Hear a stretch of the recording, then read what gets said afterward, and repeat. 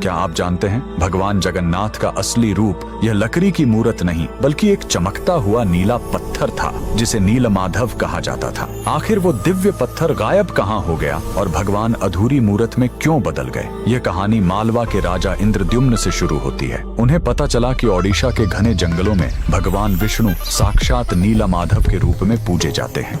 राजा ने अपने मंत्री विद्यापति को खोज पर भेजा। विद्यापति जंगलों में भटकते हुए आदिवासी सरदार विश्ववसु तक पहुंच गए, जो गुफा में गुप्त रूप से नीलमाधव की पूजा करते थे। विद्यापति ने सरदार की बेटी से शादी की और जिद करके गुफा देखने की बात मनवा ली। सरदार ने शर्त रखी कि वे उनकी आंखों पर पट्टी बांधकर ले जाएंगे, लेकिन विद्यापति ने चालाकी की। उन्होंने रास्ते में चुपके से सरसों के बीज गिरा दिए। कुछ दिनों बाद जब बारिश हुई तो सरसों के पौधे उग आए और विद्यापति को गुफा का रास्ता मिल गया। उसने तुरंत राजा को खबर दी। राजा इंद्रद्युम्न अपनी विशाल सेना लेकर घमंड के साथ भगवान को लेने पहुंचे, लेकिन उनके वहां पहुंचते ही नीलमाधव की मूर्ति हमेशा के लिए गायब हो गई। भगवान अपने भक्त विश्ववसु के साथ हुए धोखे और राजा के घमंड से नाराज थे। राजा ने रोकर माफी मांगी और अन्न जल त्याग दिया। तब आकाशवाणी हुई, मैं अब उस पत्थर के रूप में नहीं मिलूंगा, अब मैं समुद्र तट पर एक लकड़ी के लट्ठे के रूप में आऊंगा। कुछ समय बाद पुरी के समुद्र तट पर एक विशाल अद्भुत लकड़ी का लट्ठा तैरता हुआ आया। राजा समझ गए कि यही भगवान का नया रूप है। उन्होंने तुरंत आदेश दिया कि इस पवित्र लकड़ी से भगवान की मूर्ति बनाई जाए, लेकिन समस्या यह हुई कि वह कोई साधारण लकड़ी नहीं थी।